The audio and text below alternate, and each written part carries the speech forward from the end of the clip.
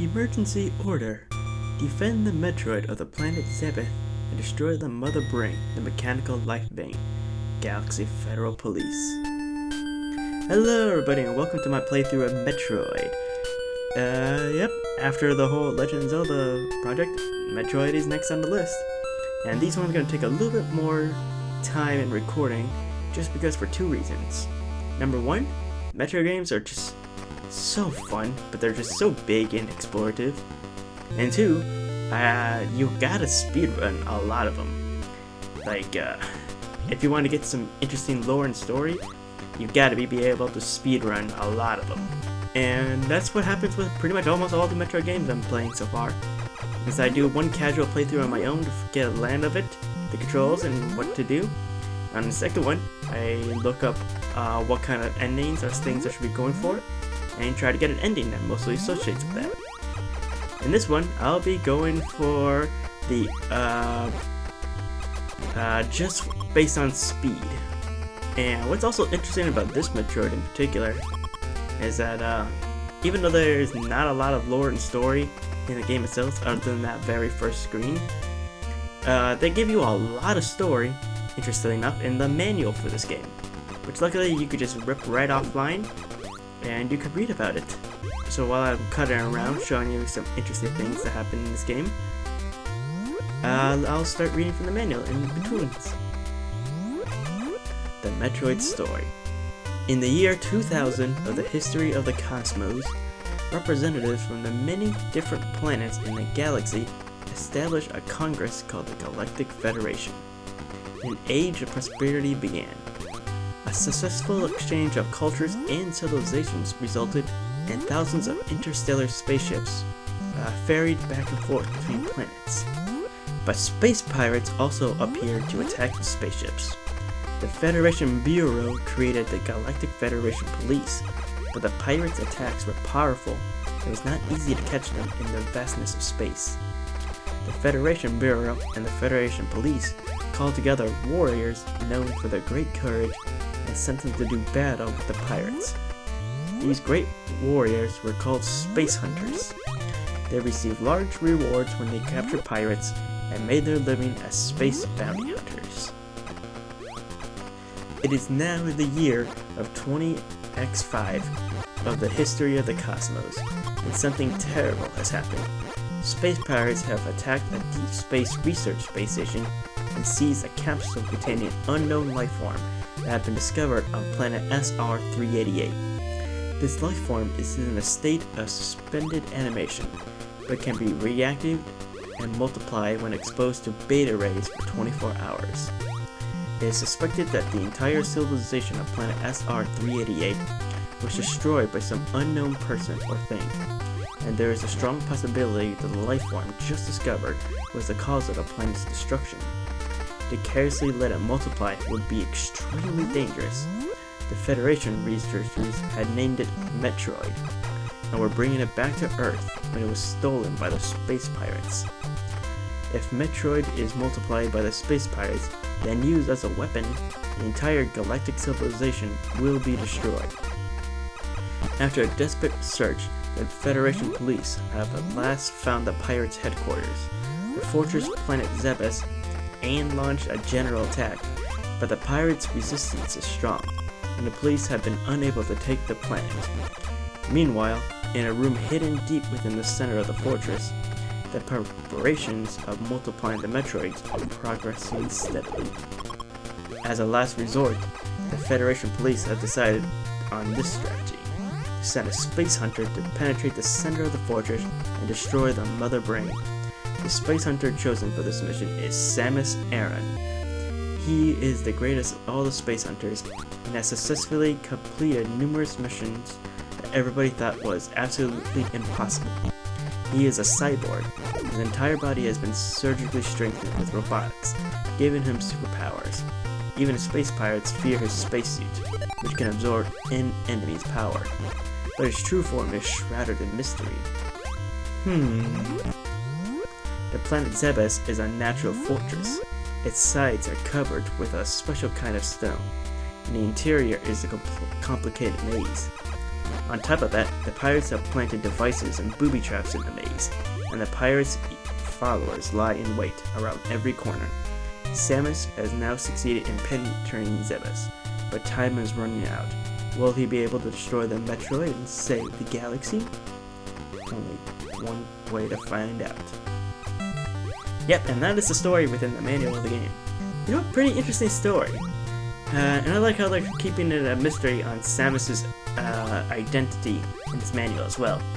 You know, you don't get to know until the very end. And what's also very interesting is that if you look within more of the manual, not only does it tell you little interesting little things here about what everything is, but it really does show you like a complete guide on everything, where it tells you to hunt down the power items so that Samus can get a nice power up, and it tells you there are 10 power items in total to collect. There are 3 zones on this fortress, and we need to go out and find out the mini bosses, which are at this point is Ridley and Craig. And I love this little rudimentary map that they give you. It's so like nonsensical and simple that I was tempted to do a whole thing where I just use this as reference, but since I'm trying to speedrun it a little bit, I had to get a more detailed map out there. Since in this game, whenever you collect a power-up, it don't actually tell you what it is or what it does, but luckily, if you go into the manual, it actually tells you all the names of it and what they do. Heck, the very first thing that we collect is called a Maru Mari. Apparently that's the original name of the Morph Ball. Like, it's actually a really good resources. And it also tells you the names of every enemy. You know, we got the Meadow, Zeb, Zoomer, Scree, Raver, Ripper, Rio. Like, it's actually a really good resource. Like, if you're playing the game, definitely check out the manual a little bit. It's actually really interesting. And apparently the manual also gives you like a little pamphlet to where whenever you finish the game, you can write down the password on it. I love when games used to do that. We used to have little manuals where we can record our data. Also, ha! I got it! I got the little thing where if you kill off all the platforms of these little guys, they no longer... he just goes in an endless circle. That's awesome, I got it. Nice. And with that, we can now get the best item in the whole game, the Ice Beam. Literally, in every Metroid game, you want to get the Ice Beam. Ice Beam is going to be your friend and best friend, as a matter of that, for the entirety of every single Metroid game, and for the entirety of it. If you get a chance to change it, don't. Ice Beam is OP for many, many reasons. Number of which, if you just shoot him one time, it freezes the enemy, and you can use that enemy as a platform, so you can use it to get to high places a lot faster. It's such a good item. Great, and after all that stuff, we finally make it over here into the purple zone. Otherwise, I believe this is Brinstar. Let me just double check on the map. Now, I may not know that much about routing in Metroid. The only thing I can really say about it is definitely try to get as many missiles as you can. Just because missiles are like a weird resource in this game to where you can't just refill them at anywhere. You literally need to continuously grab missile packs as well as kill enemies in hopes they drop a missile. Luckily they do have like some infinite spawning enemies, so where you can get some HP and or missiles from them.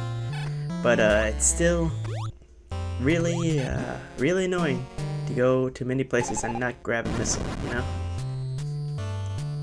So definitely try to keep your missile count, I would say above 10 at all times, and when you know you're up and coming against a boss, then a lot higher.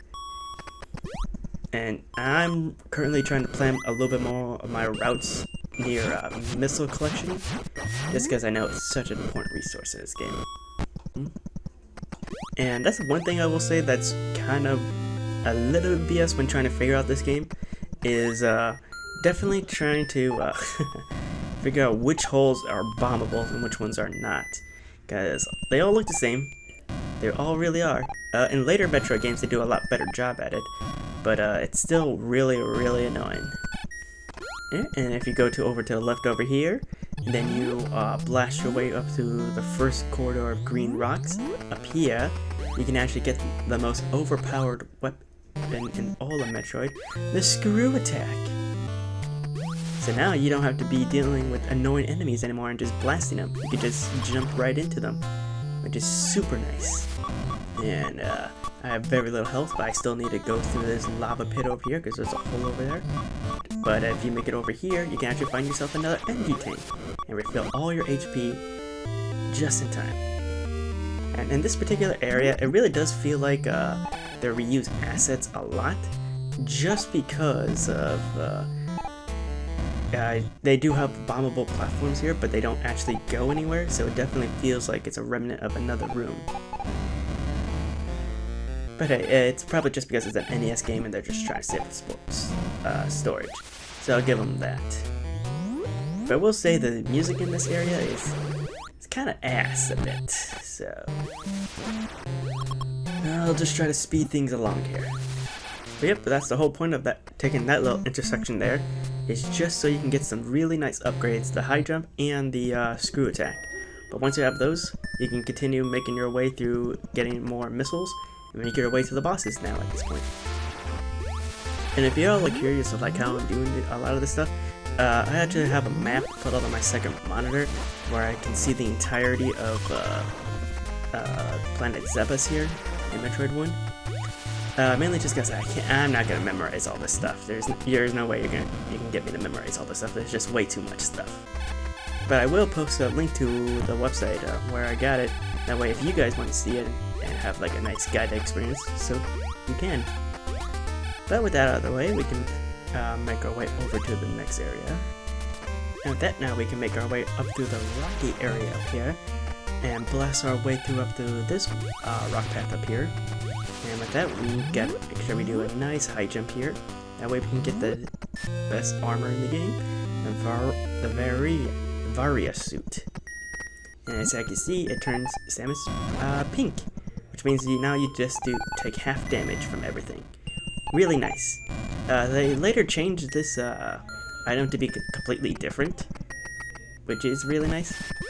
But it's cool to see that the original Varia suit, all it does is just gives you half damage.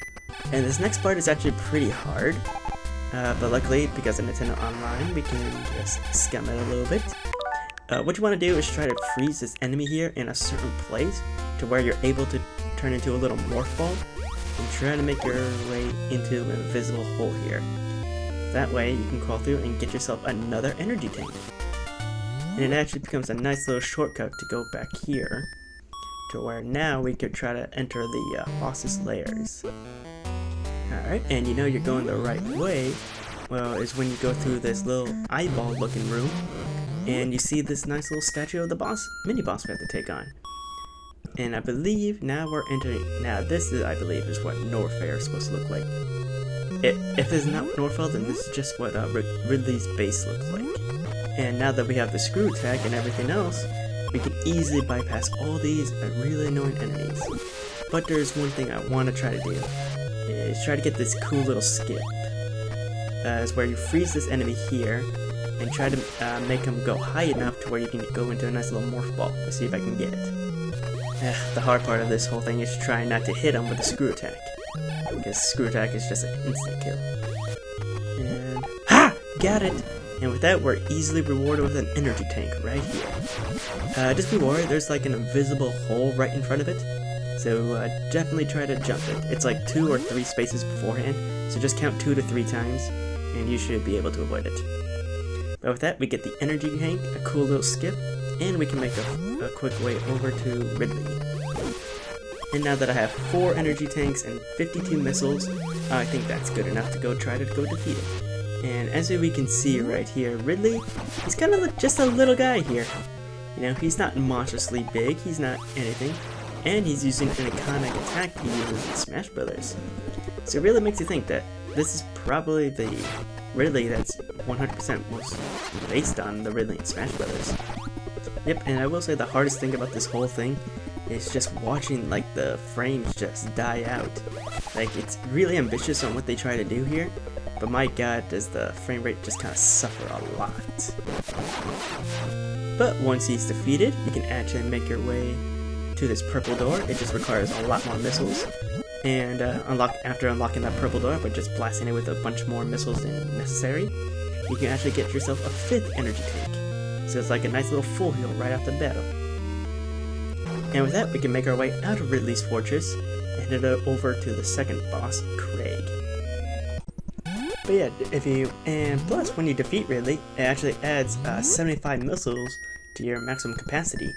So that's actually a really good thing, because now with that, you can just head straight over to Craig. And I know Craig is supposed to be the first boss you're supposed to face, but I like facing him last since he's super close to the final boss area. And I love now it just transfers into this whole land with Samus's new screw attack, because it really does make everything feel so trivial. And right before we go into Craig, there's actually infinite spawning enemies here, so let me quickly just grab that, just so I can know like what my maximum capacities are right now. And you know what, with 100 missiles, I think that's good enough. And Craig here is just like super annoying. He's like way more annoying than Ridley, just because he has little weird boomerangs and he shoots out missiles out there. Oh, it's so annoying. But we make quick work with him. Now with that, we can make our way over to the final boss. But yeah, with the defeat of Craig, we get 75 more missiles added to our maximum capacity. So already, if you defeat those two, you should have 150 missiles. So everything should be good to go. But beforehand, let's actually make our way up to this room over here, so we can get like a really nice upgrade to it for us, which is the long beam. So now all of our bullets can travel the full length of the screen, instead of just a little bit in front of you. In retrospect, I probably should have gotten this a lot earlier, but it's literally out of the way so much, and like I said, we're just trying to complete this as fast as we can. With that out of the way, we come over to this room, the one that has the picture of Craig and Ridley here. And you want to shoot the targets, and then a new path will open up, which will lead us to the final area, where we're bombarded by a whole bunch of circles and Metroids. And luckily for us, we don't have to kill the Metroids in this game, so all you have to do is just freeze them and move right along. And luckily, since they come towards you in such an easy pattern, you can really do it. Except for this one that blocks my way, but we can make our way through that, and we come over here to the computer room, where we face so many turrets and sentries, it's unreal. Like, look at all this stuff, and they expected it to run well? Oh my god. Keep dreaming, Nintendo. And at the far end here, we reach Mother Brain. And I'm gonna tell you what, luckily for me, I put like a little save point right here, just because I know I have tons of big difficulty with this. It's just so annoying amount of bullets and stuff you have to dodge. Actually, no, it's not. Alright, it looks like all you have to do is just freeze these little bullets and they stop spawning for a time, and which just allows you to bombard them. So this is actually not that hard. I was making this so much harder on myself for no good reason.